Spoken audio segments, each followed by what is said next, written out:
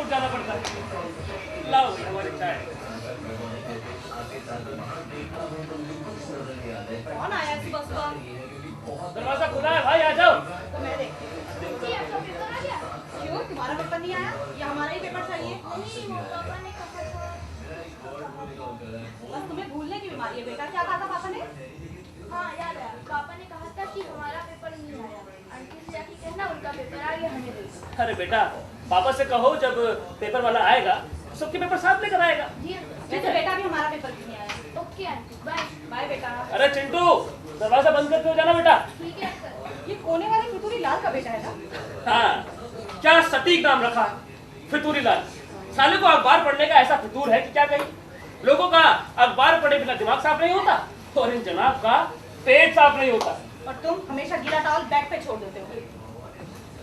यार अनन्या, मुझे तो ये अखबार ना यार सब ये डेली डिप्रेशन लगता है। अरे यार भ्रष्टाचार, हत्याएं, बलात्कार, इनके बिना क्या दिन शुरू नहीं किया जा सकता?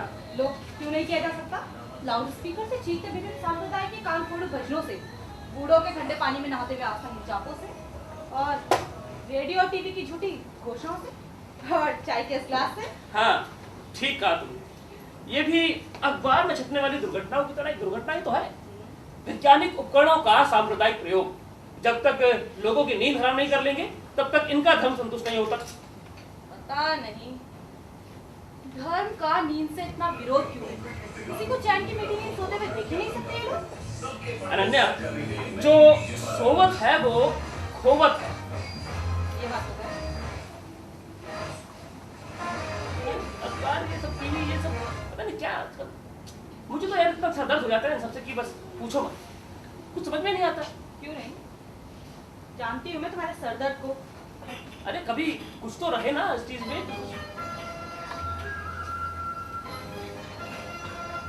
तुम्हारा फोन देख रहा हूँ।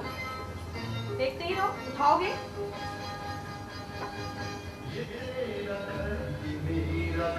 किसी को देखना होगा तो पहले आके मान ले, मेरी नजर तेरी नजर।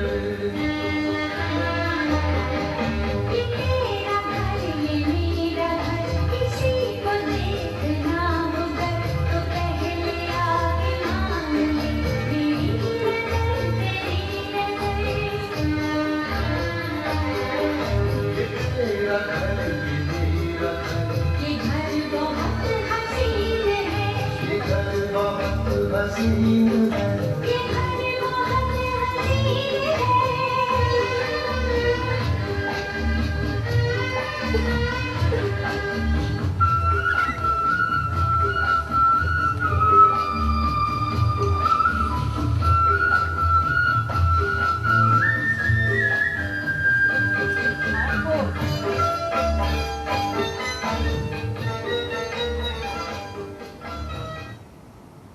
हेलो जी, खन्ना साहब।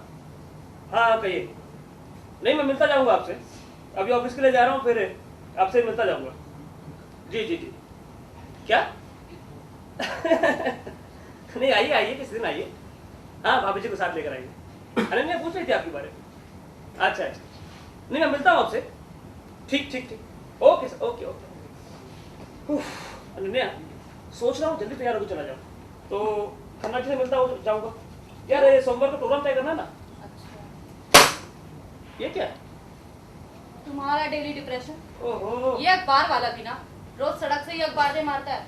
बालकनी के सारे पौधे तोड़ दिए। इसे समझाना पड़ेगा कि इसकी वजह से मैं ढंग का गमला नहीं रख सकती। भाई तुम पढ़ोगी या फितूरी लाल को दे आओ? वैसे पढ़ने का समय तो है नहीं, और इससे पढ़ने बैठ गए तो एक बार बस हो गए तैयार। लाओ, मुझे दो। अखबार का बिल हम देते हैं, फितूरी लाल का बाप नहीं। अरे जरा हेडलाइंस तो पढ़ने दो। हेडलाइंस भी नहीं। ओहो जी। अच्छा सुनो, हाँ। आज जल्दी तैयार हो जाना। क्यों भाई? मुझे जल्दी जाना है। सुबह की ड्यूटी है क्या? और सुबह की ड्यूटी होती तो तुम अब तक जा चुकी होती। सीता बिहार में रेप, हाईवे में 2 गाड़ियों, अखबार भी ना, डेली ये हत्या, बलात्कार, दुर्घटनाएं। चैन से सोना है तो जाग जाओ, लौट आया है क्राइम पेट्रोल। अरे अनन्या, ये मीडिया और ये अखबार वाले ना मुझे ये क्या है वो सत्य कथा और मनोहर कहानियां, उनका बदला हुआ रूप लगते हैं। ये लो बटन टांग दो। अखबार भी चैन से नहीं पढ़ने दोगे? अरे अखबार ही पढ़ना है तो समाज को लगानी नहीं है, बटन टाँगती रहो और अखबार पढ़ती रहो। आज मनाली के साथ मॉर्निंग शो देखने का प्रोग्राम बनाया है। फिल्म? हाँ मॉर्निंग शो में?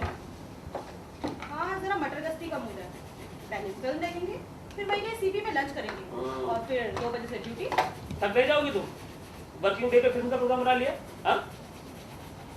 क्यों, तुम्हें अच्छा नहीं लगा क्या? थक अच्छा लगेगा। रात को देर से आती हो, थकी होती हो, सवेरे देर से उठती हो, जिंदगी का सारा मजा इसी में खराब हो जाता है। और अब फिल्म भी देखोगी, रात को आओगी तो थक चूर हो जाओगी, ऐसे बीमार पड़ती हो तुम। सचमुच यही बात है क्या? और क्या बात हो सकती है? मैं क्या जानूं? तुम बताओ कि असली बात क्या है? फिल्म देखने मैं जा रही हूँ और परेशान तुम हो रहे हो। और माय डियर, फिल्म थकाती नहीं, फ्रेश करती है। और आज का प्रोग्राम रिलैक्स करने के लिए बनाया है, थकने के लिए नहीं। अरे भाई, फिल्म का प्रोग्राम छुट्टी वाले से बना देती, आज घर पर रह लेती। घर पर कोई काम है क्या? मैडम, घर पर ऐसा कोई खास काम नहीं है, लेकिन आदमी घर पर रहे तो कोई ना कोई काम ढूंढ लेता है, नहीं तो आराम कर लेता है। तुम घर पर होगे नहीं और कोई भी तो नहीं है। किसी को आना नहीं, किसी को जाना नहीं, खाना बनाना नहीं, पीछे करना क्या है मुझे? तुम्हारे जूते पॉलिश करने हैं, तुम्हारे कपड़े प्रेस।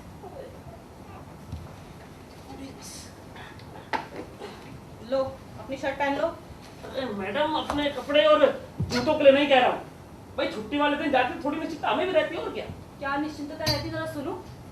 घर की झाड़ को, हफ्ते भर की बिखरी चीजों को संभालना, शॉपिंग, सोशल विजिट और घर में आए मेहमानों का स्वागत, कितनी निश्चिंतता रहती है ना छुट्टी वाले दिन। तुम तो हर बात को ठेल ठाल के दूसरी तरफ ले जाती हो। मेरा मतलब ये थोड़ी था। दूध वाला देखो,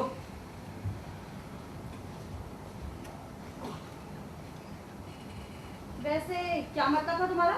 अरे भाई, कुछ और नहीं तो कम से कम हम इकट्ठे फिल्म देख लेते। और क्या? चल रहा छुट्टी वाले दिन आज फिल्म देख लूंगी, तो इसका ये मतलब नहीं कि छुट्टी वाले दिन तुम्हारे साथ फिल्म देखने ना चले। दूध उबाले रख दूं? हाँ, रख दो। और ये बताओ कि इतनी फिल्म देखने वाले कहाँ हैं हम लोग? आज भी फिल्म देखोगी और परसों इतवार को भी फिल्म देखोगी, एक हफ्ते में 2 फिल्में। अरे बजट के बारे में सोचा है कुछ? बात करती है, फिल्म दिखा दो बस। यही तो बात है। तुम पर छोड़ दूं तो देख चुकी फिल्म। कभी तुम्हारा बजट आड़े आ जाएगा और कभी तुमसे कोई मिलने आ जाएगा, कभी तुम्हारी प्रायोरिटीज बीच में आ जाएंगी। इतना काम पड़ा है घर का, 2 महीने हो गए दोस्तों से मिले, घर पे खाने को कोई चीज नहीं और तुम्हें फिल्म की पड़ी है। क्या क्या क्या दोस्त लगाओ मेरे ले जाके। और तुम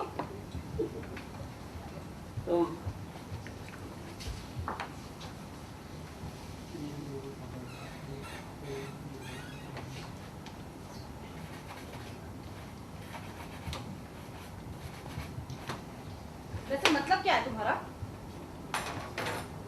अगर मैं घर में रहती रहूं और महीनों तुमसे कहती रहूं, ए जी मुझे कोई फिल्म दिखा दीजिए, कभी किसी होटल में खाना खिला दीजिए, कभी कहीं घुमा फिरा लाए ना, और किसी दिन तुम मुझे घुमा फिरा भी ले आओ, तो इसके लिए मैं तुम्हारी एहसानमंद रहूं, तो क्या तुम्हारे भीतर का पुरुष अधिक तृप्त और सुखी न रहेगा? ऐसी बात नहीं है ना। ये नहीं तो दूसरी बात होगी, मैंने ये सब नहीं किया, अपनी एक फ्रेंड के साथ फिल्म का प्रोग्राम बना लिया।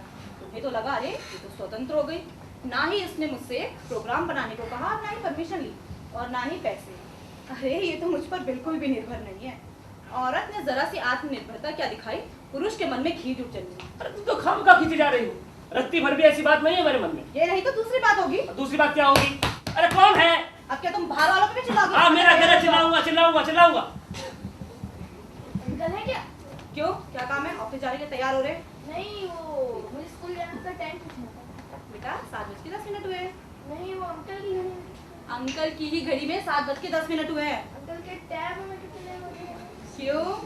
नहीं, वो एक्चुअली अंकल ने टैब लिया था ना, बस वो दे देना। बेटा पापा से कहो आपको एक नया टैब दिलाए, रोज अंकल के टैब में टाइम देखने आते हो। नहीं, वो बेटा ऐसा है ना कि घर में मटर गश्ती क्या करो, यहाँ पे नहीं, ठीक है? दूसरों के घरों में नहीं आया करते। चलो अब देखो यहाँ पर। हाँ मैडम, और वो दूसरी बात क्या थी? हाँ? 2 अकेली औरतें बिना किसी पुरुष के अकेली फिल्म देखेंगी, अकेले रेस्टोरेंट में खाना खाएंगी, नॉट प्लेस में घूमेंगी। छी, लोग क्या समझेंगे? एकदम आवारा है क्या? अरे कभी सीधे ढंग से सोचा जा सकता है? नहीं है? और क्या है तुम्हारे सोचने का सीधा ढंग?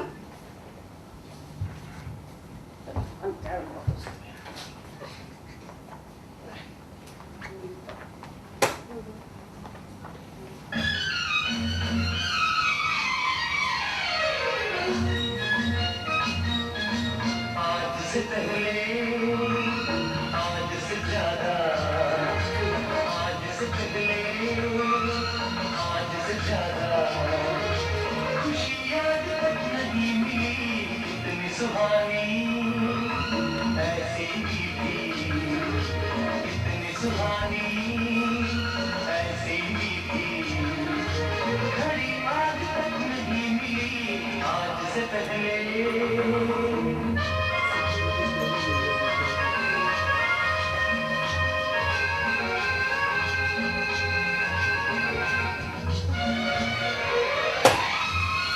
क्या है तुम्हारा सोचने का सीधा ढंग? साफ साफ बात करके जाओ, ये ना हो कि आधी बातें मन में लेके ऑफिस चले जाओ और वहां तुम्हारा मन ना लगे। ऐसी स्थिति डेंजरस हो सकती है। ऐसे में तुम अपने बॉस से लड़ भी सकते हो और गुस्से में रिजाइन भी कर सकते हो। वैसे क्या है तुम्हारे सोचने का सीधा ढंग? परिवार का कोई कौन सा ढैक मारी खोपड़ी में नहीं। हाँ? अरे मैडम, हस्बैंड वाइफ एक दूसरे के क्लोज फ्रेंड होते हैं। शादी के बाद हस्बैंड के सारे फ्रेंड छूट जाते हैं और औरत की सारी सहेलियां। आखिर हस्बैंड वाइफ का रिलेशन है किस लिए? जिन्हें लाइफ के सारे क्राइसिस एक साथ झेलने हैं। तो क्या एंटरटेनमेंट के लिए एक साथ फिल्म नहीं देख सकते? डायलॉग मत बोलो। फैमिली अपनी जगह, फ्रेंड्स अपनी जगह। हस्बैंड वाइफ अंधेरी बंद कोठरी तो नहीं जिनके बीच बाहर से हवा का ताजा झोंका ना आ सके और ना सूरज की रोशनी। ऐसे रिलेशन सीलन और सड़ान से भर जाते हैं। मुझे फैमिली का ऐसा कॉन्सेप्ट बिल्कुल स्वीकार नहीं। तुम्हें अच्छा लगे या बुरा? अरे यार धन्या, जरा समझने की कोशिश करो। मैंने शादी के बाद एक एक करके अपने सारे फ्रेंड्स को छोड़ दिया और मैंने तो अपने आप को पूरी तरह से तुम पर निर्भर बनाया है। और अचानक मुझे ये पता चले कि तुम्हें मेरी फ्रेंडशिप की जरूरत नहीं है तो कितना अकेला हो जाऊंगा मैं। अपना पक्ष तुम किसी अच्छे वकील की तरह रख लेते हो, पर इसका दूसरा पक्ष भी तो है। तो क्या है वो दूसरा पक्ष? तुम खुद को मुझ पर निर्भर बनाकर मुझे पूरी तरह अपने ऊपर निर्भर बना लेना चाहते हो। तो उसमें बुरा क्या है? हम दोनों ही एक दूसरे पर पूरी तरह से निर्भर हैं। नहीं, स्त्री पर निर्भर रहकर भी पुरुष की स्वतंत्रता बरकरार रहती है, जबकि पुरुष पर निर्भर होते ही स्त्री पराधीन हो जाती है और उसकी सारी स्वतंत्रता छिन जाती है। ओहो, तो मामला पति और पत्नी का है? हा? पति और पत्नी का भी क्या? तुम्हारा और मेरा संबंध, अभिषेक और अनन्या का संबंध, अब क्या समाज शास्त्र के सिद्धांतों की पोथियों पर निर्धारित होगा? ऐसे ही अनेकों अनेक अनन्या और अभिषेकों के संबंध समाजशास्त्र की पोथियों का आधार बनते हैं और अंत में जाके देश और मानवता का संविधान। अच्छा जी। और नहीं तो क्या, मैं तो अपने अधिकारों के लिए संघर्ष अपने उस घर से ही करूंगी। इसके लिए मुझे जंतर मंतर या इंडिया गेट जाने की जरूरत नहीं। ओह, तो मामला नारी के अधिकार और स्वतंत्रता का है। अनन्या और मनाली के एक साथ फिल्म देखने का नहीं है? अब तुम जो भी समझ लो, व्यवहार की छोटी छोटी बातों से ही तो सिद्धांत और संविधान बनते हैं। समय रहते ही चेत जाना ज्यादा समझदारी है। तुम्हें क्या लगता है कि तुम चेतने से कुछ ज्यादा आगे नहीं बढ़ रही? मैं दोहरी जिंदगी नहीं जीती, व्यवहार को सिद्धांतों से अलग करके नहीं चलती। मतलब क्या है तुम्हारा? और लोग दोहरी जिंदगी जीते हैं क्या? जीते ही है। पतियों के कहने में जंतर मंतर में नारे लगाने वाले औरतें घर में जरा लिपस्टिक लगा लूं या बाल कटा लूं, ये तक तो पूछने की हिम्मत नहीं रखती। अच्छा देवी चित्राणी, आप अपनी ओके, आप अपनी आन पर टिकी रहिए। आपसे मुलाकात ऑफिस के बाद होगी। बाय।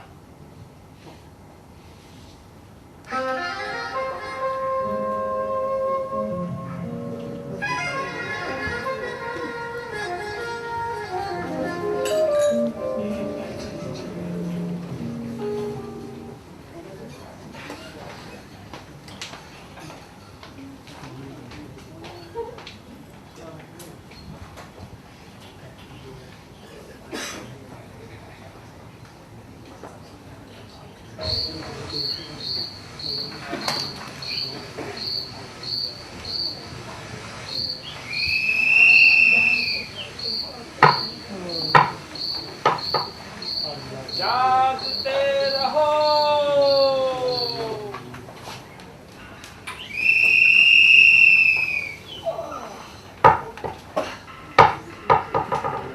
लगता है आज मैडम फिर नहीं आई। रहो।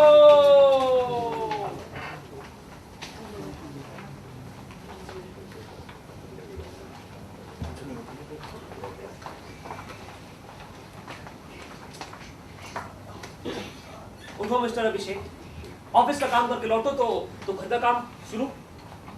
कितनी बार कहा कि मैडम एक नौकर रख लेते हैं, लेकिन नहीं, मैडम जी माने तब ना। कहती हैं नौकर रख लेंगे नौकर की नियत खराब हो गई तो? अरे तो क्या कहता हूँ कोई बच्चा रख लेते हैं, तो फरमाती है खिलौने से नौकर रख लोगे तो काम कौन करेगा, सर खाएगा सोलत। बताइए।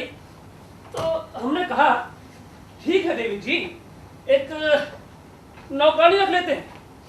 तो फरमाती हैं कि जब मैं ऑफिस चली जाया करूंगी तुम एकांत पाकर नौकरानी से इश्क लड़ाया करोगे। बताइए, मर्दों को क्या भरोसा, अजी जैसे सारे मर्द छिछोरे होते हैं। भाई साहब माथा पीट कर कहता हूँ देवी जी कोई बुढ़िया रख लेते हैं। नहीं जी नहीं नहीं नहीं नहीं, उन्हें तो काम करने वाला कोई नौकर चाहिए, बूढ़ी सास की तरह टोकटाकी करने वाली कोई बूढ़ी अम्मा नहीं। और ऊपर से कहना ये कि जब आप आते हैं ऑफिस से तो करते क्या हैं? बताइए। अरे 2 पैक लगाते हैं और सिगरेट पीते हैं।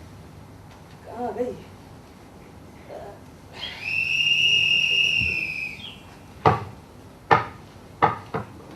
जागते रहो। तो जागो।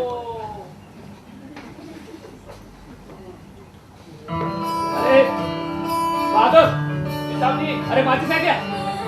आपकी मैम साहब नहीं है क्या? अरे नहीं यार, वो सिगरेट पीने का मन था तो बाहर आ गया भैया बाबू। साहब जी माचिस तो नहीं है, ये सिगरेट जरा दे दीजिएगा। अच्छा वैसे हम आपसे मांगते नहीं, लेकिन क्या करें ये महंगाई, क्या खाएं और क्या पिए। आप हमसे खाओ और हमसे पियो, ले लो। देखिए मैडम साहब की हमारी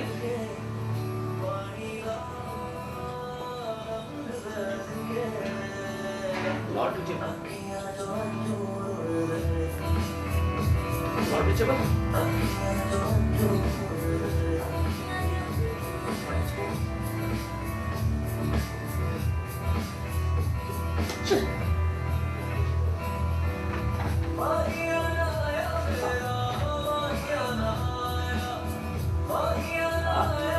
हेलो हेलो मनाली। हाँ हाय अभिषेक। क्या घर पर? अनन्या तुम्हारे साथ तो गई थी, लेकिन वो तो अभी तक नहीं है। क्या?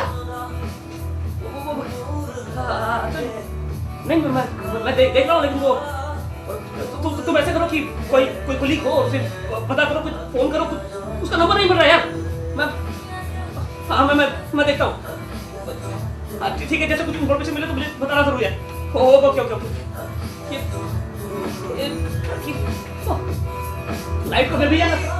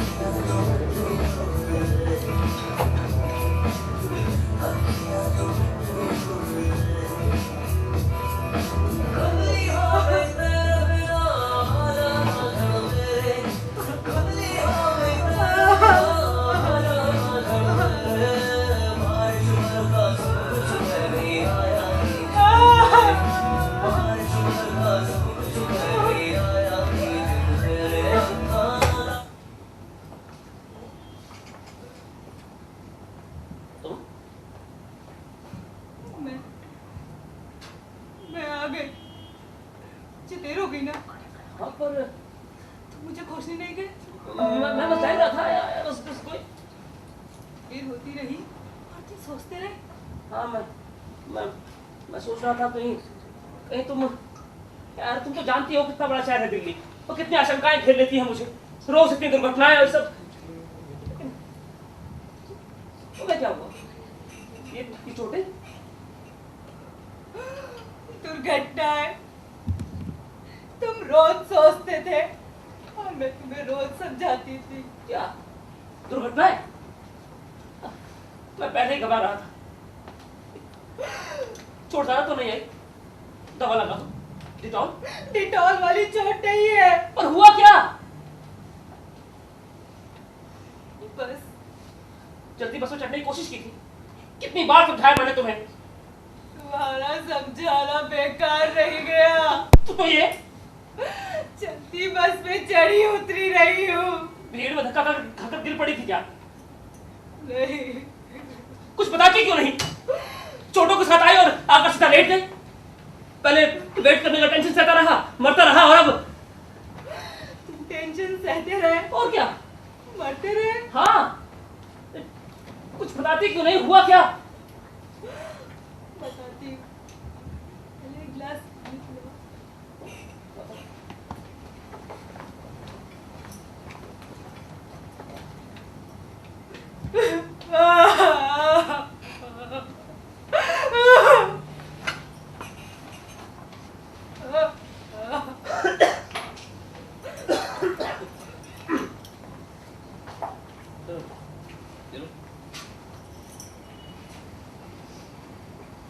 अब बताओ क्या हुआ?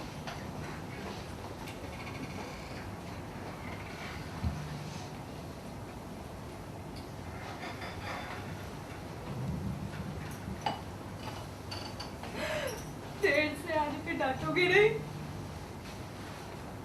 भले घर की बहू बेटियां इतनी रात गए बाहर नहीं रहती। मजाक उड़ा रही हो मेरा? हाँ, मेरी आशंकाएं तो बेकार नहीं है। ऐसी ऐसी घटिया परिवहन व्यवस्था, ये बस ड्राइवर का कंडक्टर का ये मशीनी व्यवहार, ये घंटे घंटे भर का इंतजार, और तुम क्या? देखो अनन्या, आदमी जिससे जितना अटैच होता है उसके लिए उतना ही आशंकित होता है। तुम्हें घर आने में देर होती है तो मेरे मन में कई तरह की आशंकाएं, दुष्कल्पनाएं जन्मने लगती। मुझे लगता है कहीं तुम बीच सड़क पर बस के पीछे दौड़ रही और कोई दूसरी बस, कोई कार टक्कर मार देती है तुम्हें, और तुम बीच सड़क पर लहूलुहान पड़ी हो, तो कोई तुम्हारी सहायता के लिए नहीं आता। जैसे ही इन सब कल्पनाओं से अपने आप को मुक्त करता हूं, वैसे ही दूसरी कल्पना कर घेर लेती। तो बस स्टैंड पर खड़ी 10:30 बजते हैं, 11 बजते हैं, 11:30 बजते हैं, और फिर तुम किसी मुसीबत में फंस जाती हो। कल्पनाओं का क्या लाभ? करते क्या हो? बस यही सब देखता रहता हूं, परेशान हो, इधर उधर टहलता रहता हूं, चलते चलते रुक जाता। कहीं मैं यहां से गया और तुम यहां आई, तुम यहां परेशान होती फिरोगी और मैं वहां टक्कर मारता फिरूंगी। मैं जानता हूं ये सब बातें बेकार है, दुष्कल्पनाएं। घर से निकले हर आदमी के साथ रोज दुर्घटनाएं तो नहीं होती। जिनके साथ दुर्घटनाएं होती है वो लोग भी उस दिन अपने घर से बाहर निकले होते हैं। बस के पीछे दौड़ती हुई भीड़ में धक्का खाकर गिर पड़ी। गिरी नहीं हो। हाँ, तुम गिरी नहीं हो, किसी ने धक्का देकर गिरा दिया तुम्हें। कहने को तो ये राजधानी है, पर सभ्यता नाम की भी नहीं। साले ना स्त्री देखेंगे, ना रोगी, ना बूढ़ा देखेंगे, ना बच्चा, बस धक्का संस्कृति ऐसा लोगी। सारी पहलवानी लोगों को परेशान करने के लिए रह गई है। जी मोहताइन मातो चौथों को लाइन में खड़ा करके हंटर से पिटा जाए।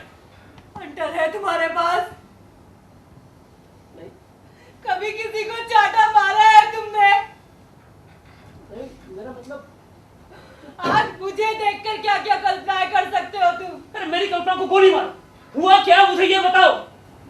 बताने लगती हूँ तो तुम अपनी आशंकाएं।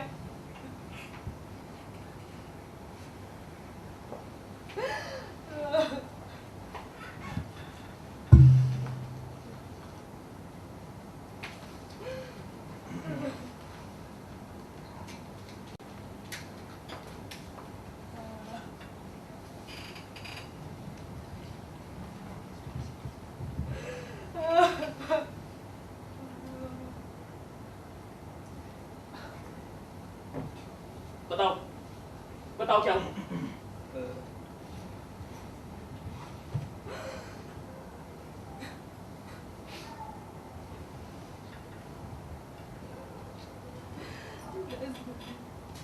मैंने अपनी ड्यूटी खत्म की।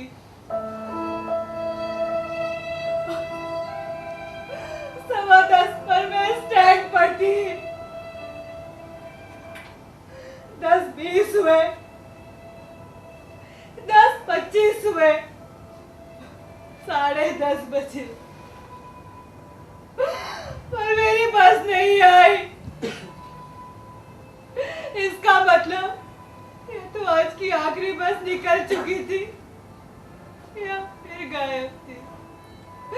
मुझे कोई दूसरी बस पकड़ लेनी चाहिए थी,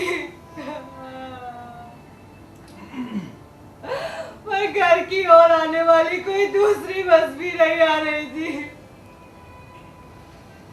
रात को ऑटो या टैक्सी लेने का साहस न कर पाई। 11:45 पर दूर से एक बस आती दिखी। हाथ से उसे रुकने का संकेत भी किया। बस बिल्कुल खाली थी। मैं नहीं जानती थी कि बस कहाँ जा रही है। बस डिपो जा रही होगी। हाँ, कंडक्टर ने बताया बस डिपो जा रही है। मैंने कहा कोई बात नहीं, मुझे रिंग रोड पे छोड़ देना। बस में और कोई नहीं था? हाँ, कुछ लोग और भी थे। फिर भी बड़ी हिम्मत की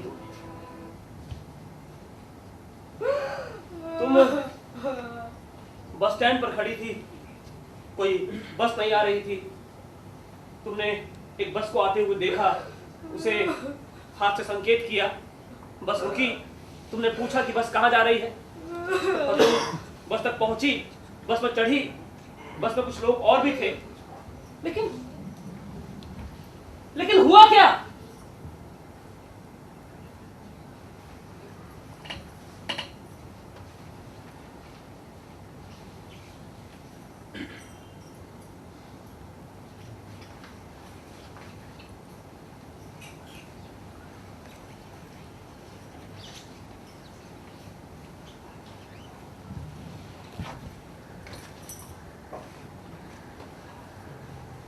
मेरी फोटो को सीने से यार चिपका ले सैया फेविकॉल से मार लड़की।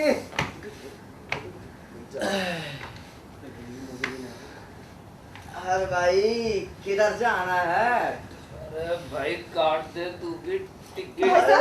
थोड़ा ढंग से बैठिए। अरे तो मैडम सिखा दो ना ढंग, कैसे बैठूं? देखो, आपने शराब पी है और आपको मुझसे शराब की बदबू आ रही है। अबे तो चढ़ती क्यों है बस में? गाड़ी दे दूं क्या? तमीज नहीं है। तू सिखाएगी तमीज? कंडक्टर देखिए। अरे ए भाई तू भी देख। अरे भाई जब से चलिए देखिए तो जाए। ड्राइवर गाड़ी रोको। अरे उस्ताद चलन दे गाड़ी।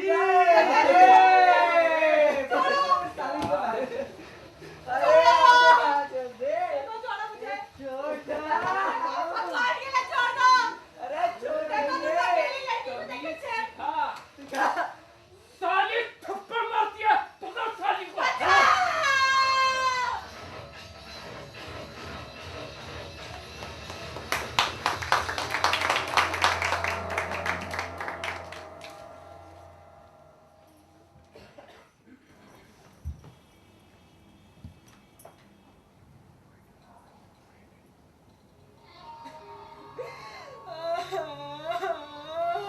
सॉरी पर इस देश में कोई भी नहीं सुरक्षित नहीं है।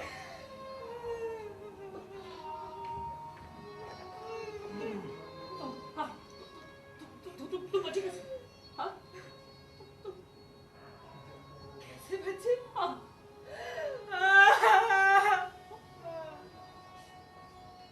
बची कहाँ बची? धक्का देकर गिरा गए। घिसटती हुई यहाँ तक आई हूँ। तुमने रोका क्यों नहीं? उनका विरोध क्यों नहीं किया? मैंने उन्हें रोका नहीं, हाँ? उनका विरोध नहीं किया। हाँ?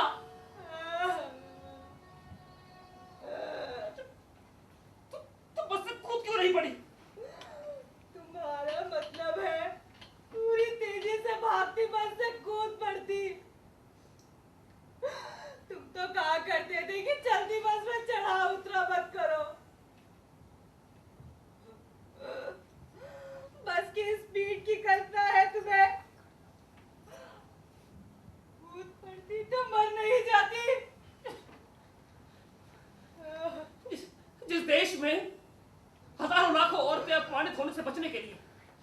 के आने से महीनों पहले जोहर कर लेती थी। जिस देश की औरतें अपनी पवित्रता सिद्ध करने के लिए अग्नि परीक्षा दे देती थी, आज उसी देश की औरत एक औरत अपने पति से कह रही है कि बस से कूद पड़ती तो मर नहीं जाती। अरे मरना ठीक नहीं था, तब नहीं मरी तो बाद में मर जाती। क्या मतलब तुम्हारा? एक्टिंग नहीं कर रहा हूं मैं, अपने मन की बात कह रहा हूं। निर्लज, बकवास बंद करो। तुम मुझे निर्लज कहने वाले कौन होते हो? कल को 2 आदमी तुम्हें घेर कर पीट जाए, तुम्हारे हाथ पैर तोड़ जाए, तुम्हारी आंखें निकाल जाए, तो क्या मैं तुमसे वही कहूंगी जो तुम मुझसे कह रहे हो? अगर है बड़ी मर्दानगी तब जाओ उन लोगों के सर उतार लो। मैं कानून को अपने हाथ में कैसे ले सकता हूँ? मैं एक शरीफ आदमी हूँ, लॉ अबाइडिंग सिटीजन। एक काम जरूर कर सकता हूँ। लाओ बस का नंबर मुझे दो, मैं रिपोर्ट कर सकता हूँ पुलिस में। हाँ।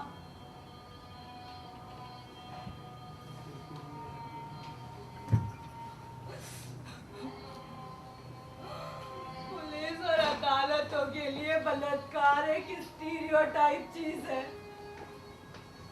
जहाँ बलात्कार की शिकार स्त्री सिर्फ एक गवाह है, जहाँ उसे अपने साथ हुए अनुभव को दोहराना होता है।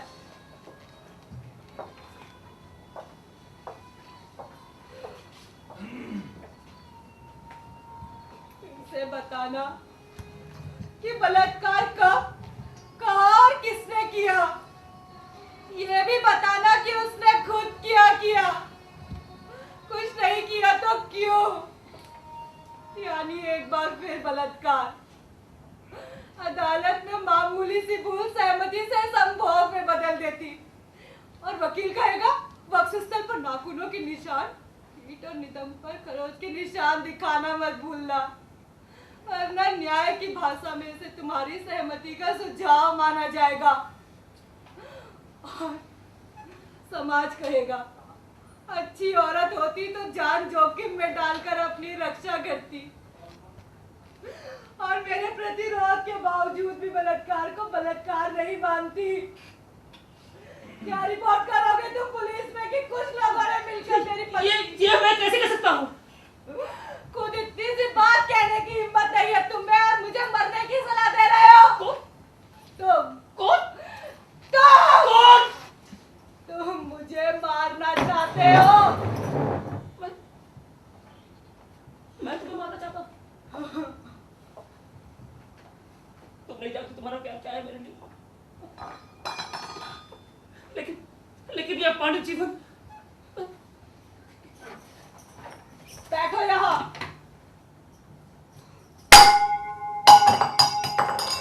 प्यार तुम्हारा मैं जानती हूँ, अगर आज मैं नौकरी छोड़ दूँ तो तुम्हारा पूरा ध्यान मेरे पैसे में चला जाएगा।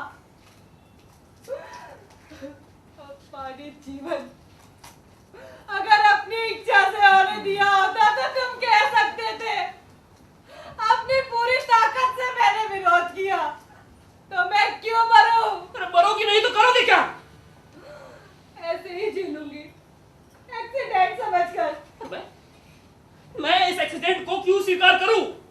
स्वीकार नहीं कर सकते, ना तुम किसी से कहना और ना मैं किसी को बताऊंगी।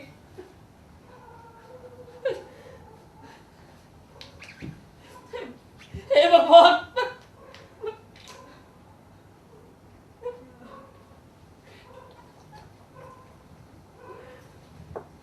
इसमें भगवान क्या करेगा? मैं किसी को मुंह दिखाने लायक नहीं रहा। क्यों? तुम्हारे मुंह को क्या हुआ? जो हुआ वो मेरे साथ है, वो मेरे साथ ही रहेगा। चुप रहो तुम। तुम्हारी जगह कोई दूसरी औरत होती, उसे पटक पटक कर ध्यान दे देती। तुम मजाक कर रही हो? जो कुछ हुआ उसमें मैं खुश नहीं हूँ, उसमें मेरा जरा भी दोष नहीं। मेरे मन में न ग्लानि है न अपराध बोध। मेरी असहायता मेरा पाप नहीं।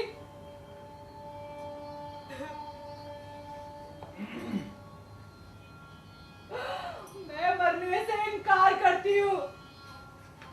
तुम चाहो तो उन लोगों की हत्या कर दो, ये भी ना हो सके तो पुलिस में रिपोर्ट कर दो, और ये भी ना हो उपदेश सके मत दो मुझे।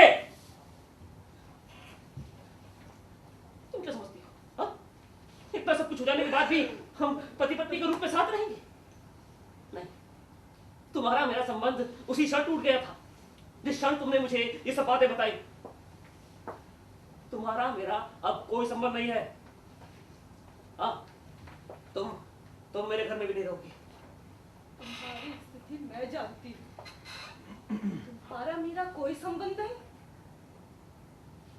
तुम्हारे इस घर में मैं भी नहीं रहूंगी। पर हाँ, तुम्हें इतना कंसेशन दे सकती हूँ, अभी ना ले जा सको तो अपना सामान सुबह ले जाना।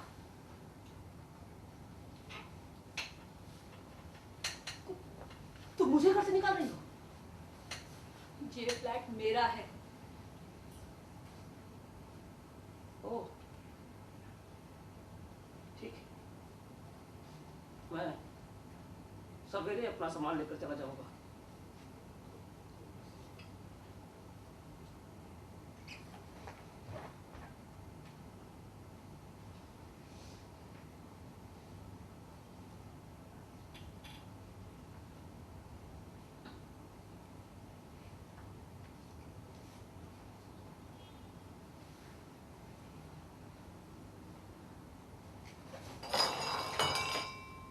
जानती हो कि मुझे इस वक्त एक कमरा भी किराए पर नहीं मिलेगा। मुझे ब्लैकमेल करना चाहती हो? घर की मजबूरी में मैं तुम्हारे साथ रहूंगा, तुम्हारे साथ, इसके साथ। छी, ये अन्याय है, धूर्तता है। मैं ये सब सह नहीं सकता। मैं सवेरे अपना सामान लेकर चला जाऊंगा। मुझे गलत मत समझो, मैं तुम्हें ब्लैकमेल नहीं कर रही हूँ। मैं असहाय, पीड़ित, सताई हुई औरत। तुम मुझे अत्याचारी बता रहे हो, जिसके साथ अत्याचार हुआ। मैं तो याचना भी नहीं कर सकती कि मुझे ग्रहण करो। डरती हूँ कहीं घर की मजबूरी में तुमने इस दुर्घटना से समझौता कर लिया तो न जाने तुम्हें क्या क्या सुनना पड़ेगा। ना ना ना ना ना ना ना ना ना ना ना ना ना ये क्रिया चरित्र मेरे साथ नहीं चलेगा ना। ऐसे तो तुम मुझे हमेशा ही ब्लैकमेल करोगी ना। खराब फ्लश की रिपोर्ट लिखानी हो तो, दाल के डिब्बे में आए चूहे को ना मार सका तो, किसी दूसरे आदमी के साथ तुम्हारा संबंध हो तो, ये तो सोशल है। नहीं, मैं ये सब कह नहीं सकता। मैं फुटपाथ पर रह लूंगा, पर तेरे साथ हरगिज नहीं। जानती हूँ, मनाती तो तुम मान जाते। कल को हमारे बच्चे होंगे, बड़े होकर पूछेंगे पापा क्या हुआ था, तुम उन्हें क्या जवाब दोगे?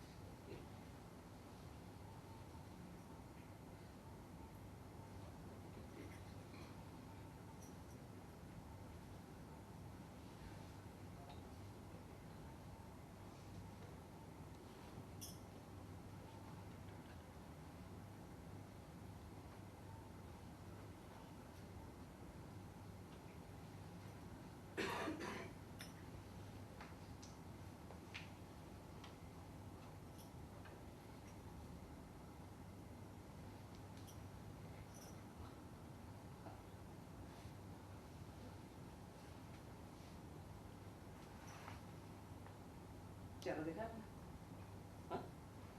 कैसे कुंगला सा गया है? तुम मुझे छोड़ के तो नहीं जाओगे? तुम डरती बहुत हो। अगर मैं चला भी गया तो मुकदमे के लिए तो मुझे वापस आना ही पड़ेगा। नहीं जाऊंगा। अच्छा, तुम उन लोगों को पहचान तो लोगे ना? हाँ। तुम प्रमाण हो समाज में कि कैसे कोई भी नारी सुरक्षित नहीं है। लोग तुमसे प्रेरणा लेंगे कि कैसे एक निहत्थी और निर्बल महिला ने एक नरपशुओं से मोर्चा लिया। तो चलो सो जाओ। हाँ, सवेरे ड्यूटी पर जाना है ना? हाँ। देखो, जब रात बहुत गहरी हो जाती है ना, सवेरा होने ही वाला है।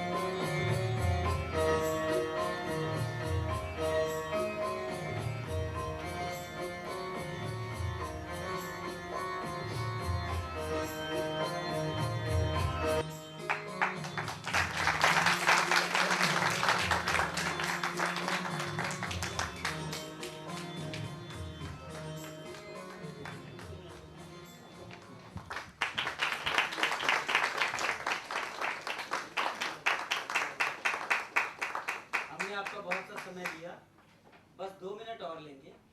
उन लोगों से आपको मिलवाना चाहेंगे जो इस प्रस्तुति के पीछे रहकर काम कर रहे हैं। खास तौर पर निर्देशक और प्रकाश परिकल्पक और संचालक सब रोल एक साथ निभाने वाले राजनारायण दीक्षित।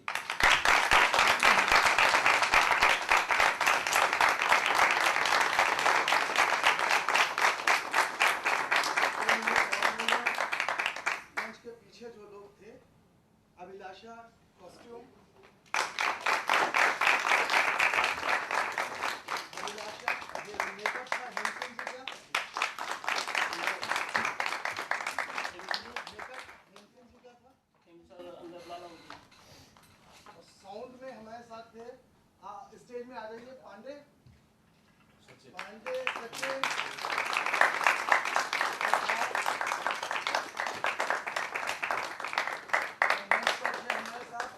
विजय भाई आप परिचय करा दें। सब अपना अच्छा, सभी परिचय लोग दें। अपना नाम बोलते हैं। मुकेश कुमार, मुकेश भाटी, आदिल खान, अनुश्री आनंद, अभिलाषा गैरव, वैष्णवी दुबे, अविनाश तोमर, गुलशन सूर्यवंशी, चैतन्य राज रोहित चौक, नितिन चंद्रन, विजय सिंह,